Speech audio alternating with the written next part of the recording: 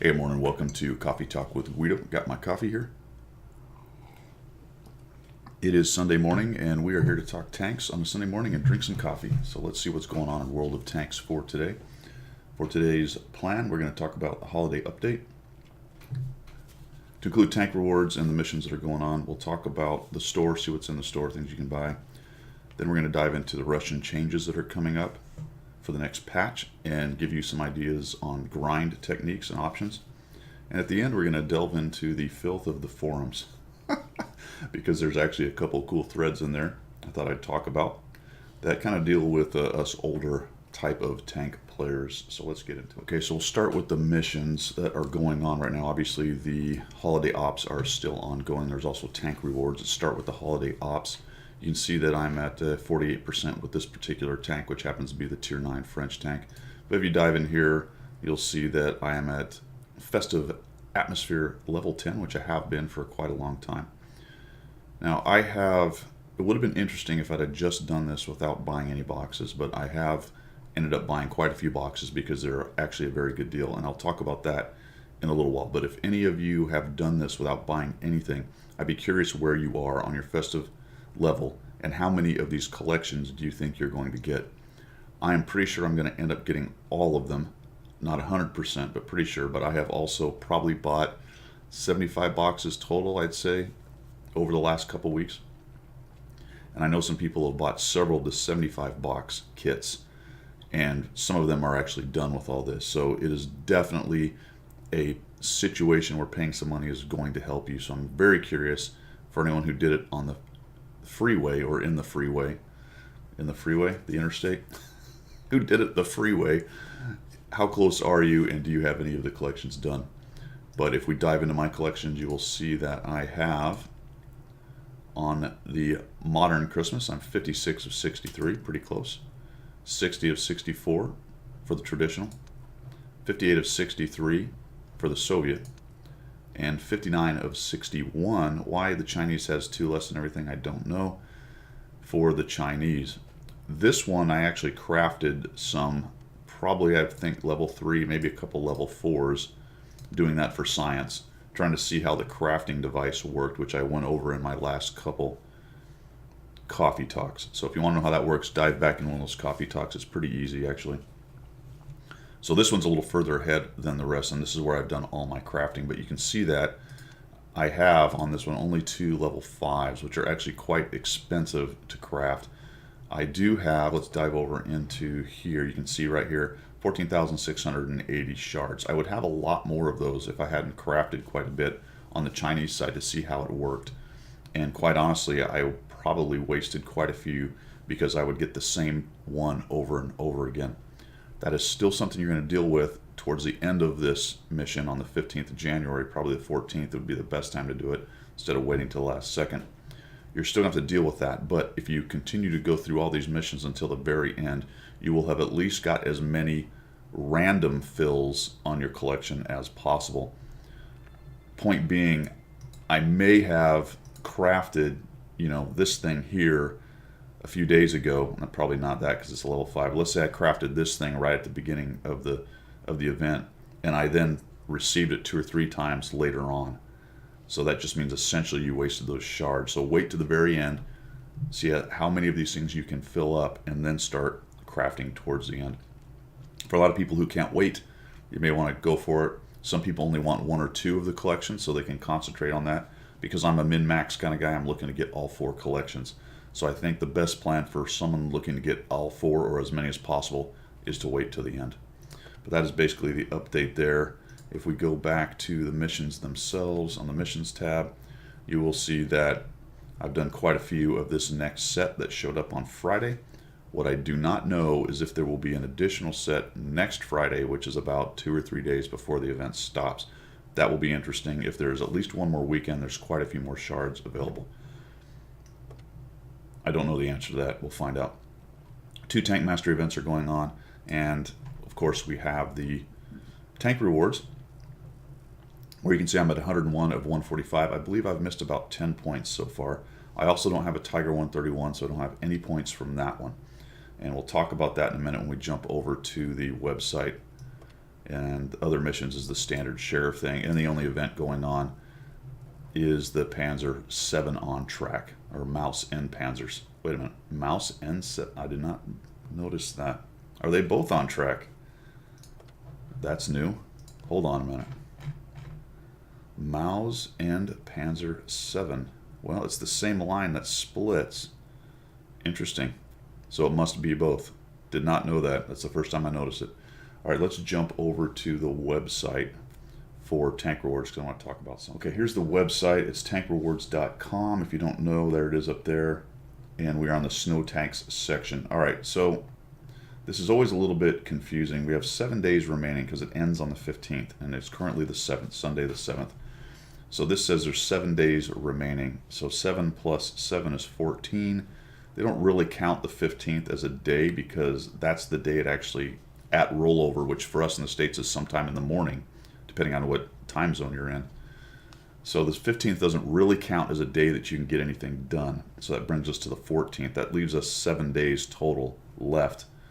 But for me, it's actually 8 because today's the 7th and I haven't started grinding for that day. So because you can get 3 of these per day, 4 if you have a snow tank, unless you've already fulfilled that, but let's just stick with 3.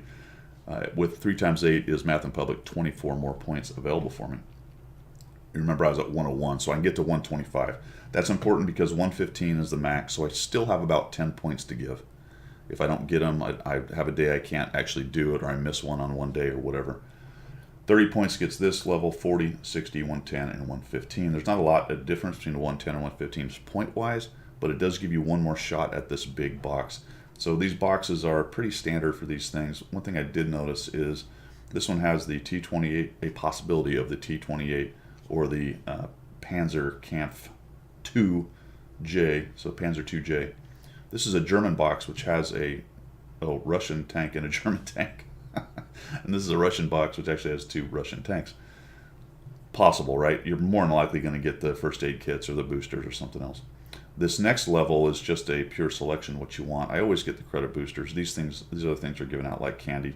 That's the one you want right there. Equipment, that's to taste. I would probably not get coated optics. A gun rammer and definitely the improved vents are probably the best 2 options there depending on what you want.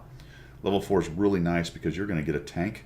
No kidding, you get the tank, or you're going to get gold for it if you own the tank. I own both these tanks.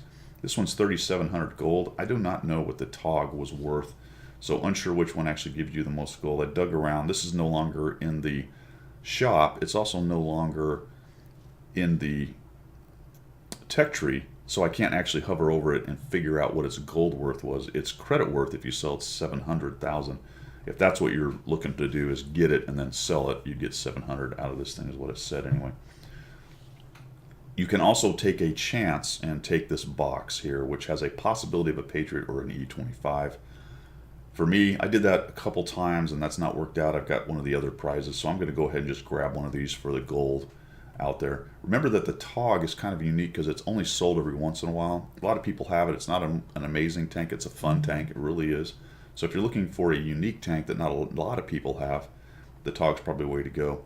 This is a good trainer for your Swedish medium stuff. And then, of course, the last box is one more shot at the Patriot and the E25 at 150. So those are the rewards. Let's jump over into the rest of what's going on this weekend. We got a ×3 and 25% off consumables. Gold ore. I don't know why you would buy consumables with gold unless you just had so much from prizes you didn't care. I suppose that's one way you could do it. But 25% off and ×3 XP for this weekend. Have a drink of coffee here. And now we will pop over to the store. Basically, we're just going to look at the specials area because the Rev is on sale right now. So if you don't have that tank, that's actually a really good premium tank. So if you're in the market for that, go to it. I might do a analysis on that tank, a review. I'll spit the word out in the near future. Here's the boxes. Those are still available.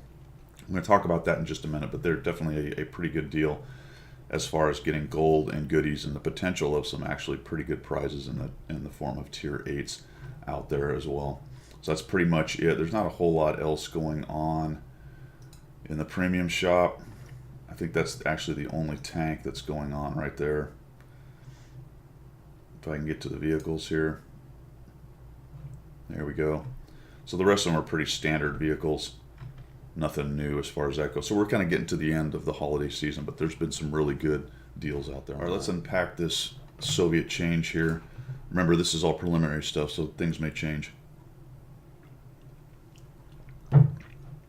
The split for the Object 705A will not be the KB13, it will be the IS. So if you're looking forward to that, you can start grinding your IS for experience. I'll show you the tree in just a minute. So grinding the IS is one thing you should be thinking about. Also, don't forget to get the Tier 9 T10 if you want that, because it's going to get moved around. And the replacement, I believe you'll get for free. We'll take a look and see how that works as well. And then for the 430, it will be moved to a new medium tank branch. The follow-on is not announced, I don't believe, so you could start grinding that and saving XP to unlock the Tier 10 if that's what you wanted to do. I'll show you that on the tech tree as well. And if you have a 430 in your garage, you'll get the Object 430U. That will be its replacement at Tier 10, and it will be dropped to a Tier 9. So you'll get actually a free tank if you already have the Object 430, which gets switched down to a Tier 9. So let's take a look at how that shows up here. So that did not mention the TD change, which is up here. The 101 is going to go to the 263, which gets dropped down to Tier 9, and will follow on to the 268B4 right there. I'm not really sure how this swap is going to happen. I'm assuming if you've got all the way up to Tier 10 on the two TD lines, then it'll just be a swap around. I don't have any word on whether you keep the 12254. I believe you do, but it doesn't seem to have a place in the tech tree anymore per what they're saying right now. Now moving on to the mediums, the 416 goes to the 430 version 2 and then goes nowhere else. So that line that went from the 430 version 2 up to the 430 is broken. That's no longer there. The T44 goes to the 54 and the 430. That's the one that got dropped down to Tier 9, and it goes to this 06 430U tank right there. And of course the 54 still goes to the 262A and to the 140. So that's how the mediums are broken down right there. So you can start grinding the Object 432 for thinking about the future right there. But that one's not as imminent because it doesn't have currently a announced or planned tank right there, or at least announced anyway. It may be planned. See, the IS then is the tank that goes to this new tank, this new Tier 8. So if you start grinding the IS right there, remember to unclick the send all your experience to crew button right there. You'll start stacking up experience, then you can unlock this tank right here, Object whatever it's called, to the Object 705 and then to the 705 Alpha, which is a new small line of heavy tanks right there. Here's the T10 that gets split off, and it goes to an unannounced tank right there. So you can start grinding that. And of course the IS-3 goes to the Object 257 and then to the IS-7 right there. What I don't know at this point is how these tanks will be moved around if you've unlocked everything on these lines. This is a brand new line, so you're unlikely to get any free tanks obviously out of that. That's why you want to grind the IS. How this all moves around right here, I am unsure, and I'll let you know as soon as I figured it out. That information may be out there, but I didn't dig as deep for this as I wanted to. I just ran out of time, but we'll figure that one out right there as far as the grinding goes. And so that's some of the fairly significant changes to the Russian lines, quite a few moving parts in there. The other option is the one that I typically take. I just wait for it to come out and start grinding from there, and then it's actually all set up. What that avoids is the standard bait and switch. I say bait and switch not because they're necessarily trying to cheat you on purpose, but things change, right? And you grind all this experience on the IS, and then they decide, no, let's put it back on the KB13 or something like that. There's a little bonus section for y'all, because as I was doing some research on the next section, we're going to talk about the forum. I actually ran into this. This is on the Armored Patrol. By the way, the Daily Bounce was the website I used before that, so shout out to both those guys doing great work. Let's see. So this is a guy that actually is over in China. Let's see. KV83 for TAP. Do on forums if you happen to speak Mandarin. I don't. And this guy has some pretty good information on China. So here's what he says. Tundra mod is legal in China. They don't do anything about it there. They sell almost. This is great. Kongzong sells almost everything but the arseholes of their employees. So basically, you can buy any tank there for enough money. Huge amount of bots. No kidding, bots. He is saying easily see 4 to 6 in one round. That's amazing. All of them are running botting scripts, so they're all kind of driving around and shooting. He actually mentioned some of them use aimbots. Where is it? They will shoot, and some of these bots even shoot premium shells. Most of these bots are integrated with aimbot, so they're very accurate, even more accurate than actual players. If they get hit, they would back and move forward a bit later if they're not continuously getting damaged. So basically some pretty good botting programs that they actually drive around a little bit, and it sucks to get beaten by a bot. The Chinese community has approximately the equivalent user numbers as Russia. That's amazing. But no one knows how many of these accounts are actually active. Reference the bots before. Or just plain old not active. Many of Chinese players escaped to the Asia server and yelling why WZ111 only has 250 pen heat. So basically, they've got a lot of extra stuff in China. I thought that was kind of interesting over there. So the next time you think that your community here in NA or EU is messed up, just be glad you're not playing on the China server. All right, let's talk about the forums, which are usually a morass of disgusting and aimless worthlessness. But sometimes some good stuff comes up there, and I, of course, am on the forums quite a bit. I do enjoy the banter. So a couple things came up recently, a couple interesting forum posts. So the first one I'll start with is, so who actually plays this game? And it's a poll. And you'll notice that there were 225 members have answered this poll, so that's actually pretty good. That's quite a few people for a forum, especially one as relatively small as NA. Get to that in just a minute as well. But how old are you? 46 to 55 is the leading answer. 36 to 45, you take this 26 to 35 up to 46 to 55. That's the vast majority of people, at least who answered the poll. Obviously male, that's no surprise right there. In USA, this is the NA forum, so this is not really much of anything right here. That's as expected, but that is interesting right there. So that brings us to this next one, which I thought was pretty interesting. Smash my coffee into the wall.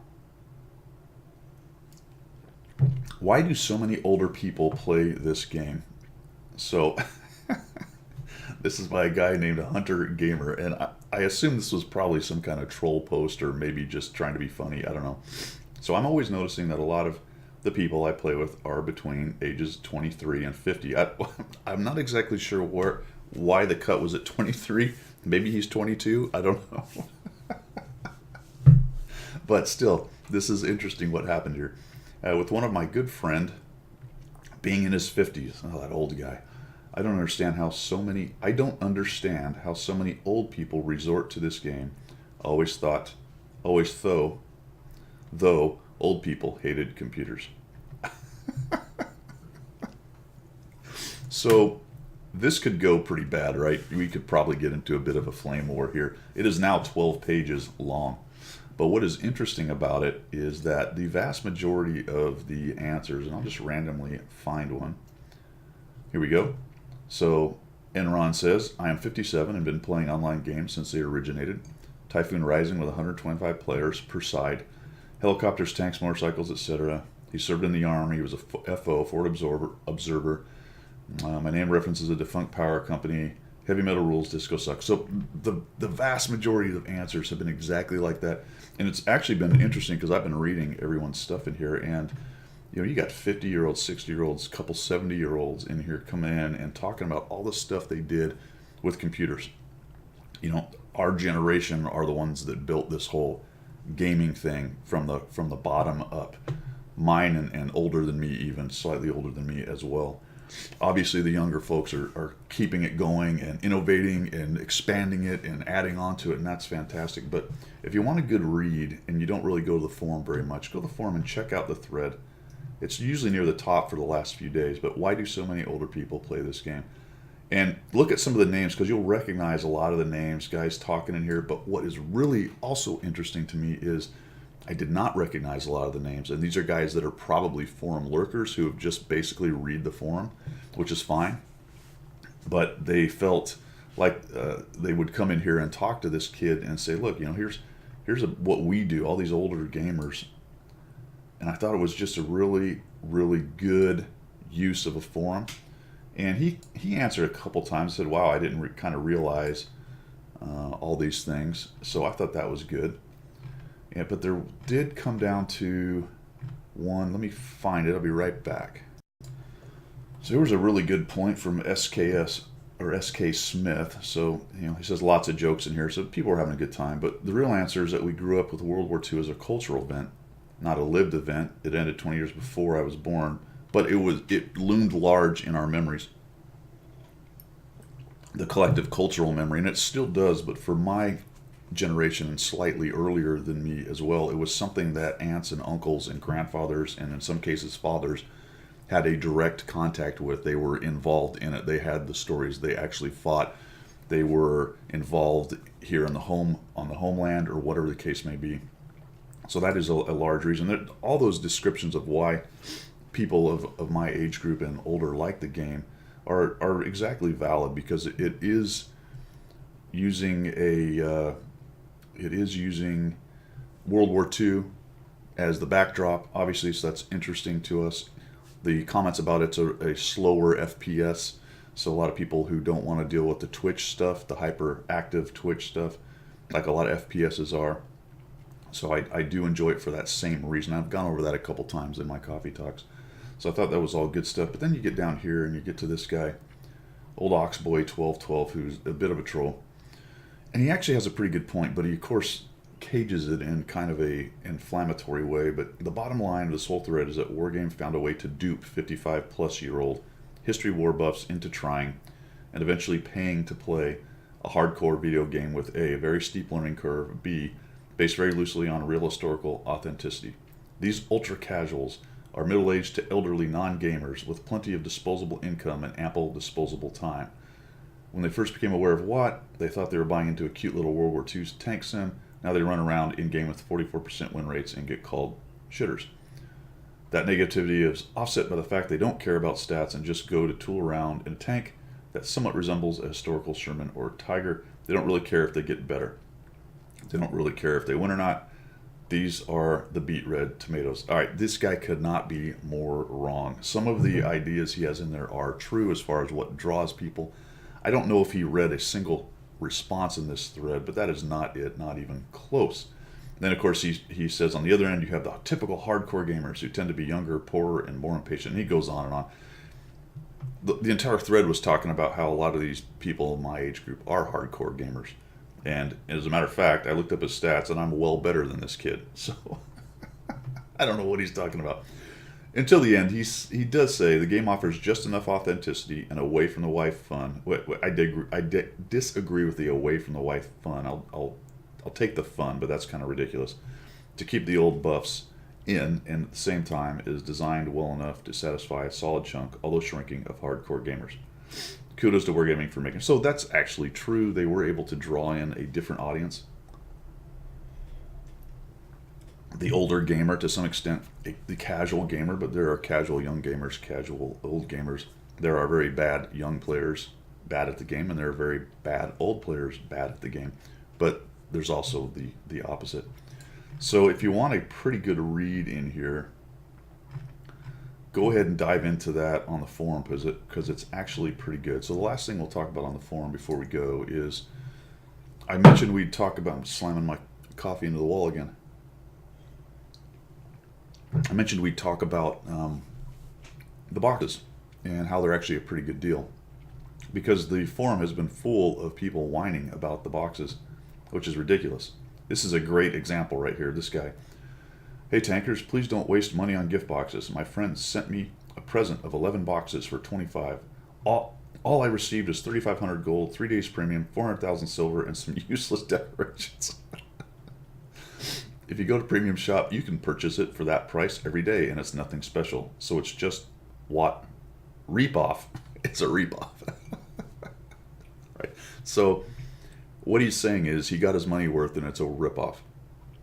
Okay, well, Pig, I like Pig. He has a lot of common sense. He comes back and says, you got roughly 1,000 more gold than the minimum could have been. Some premium time and silver, plus presumably some decorations. That being said, here in the States, 11 boxes is $19.99. So yeah, your friend got ripped off. I don't know if that was $25 Canadian or something. Pig, nicely done. But essentially, it's ridiculous, right? It's not gambling. You're not getting ripped off. You're actually getting a good deal. Even if you got the minimum you could get out of it, you would be getting your money's worth. So it's there. It is not possible to lose.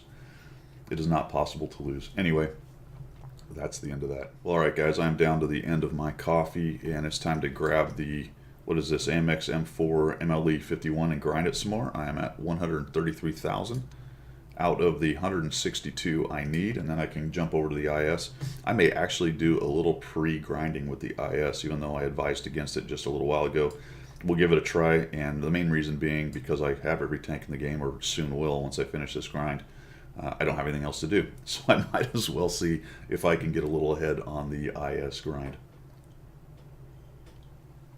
That is it for today, guys. We talked about a holiday update. We talked about some of the stuff in the store. Got into the Russian changes a little bit. More than likely, I had something wrong in there. You can go ahead and fix me on the comments down below if I did, but I will continue to update that as it comes and we get better information. And then we had a quick discussion on the forum where there is actually a pretty good thread in there that I enjoyed quite a bit. That is it for Coffee Talk for this week. I do appreciate you guys coming by. That's my last sip. We'll see you later.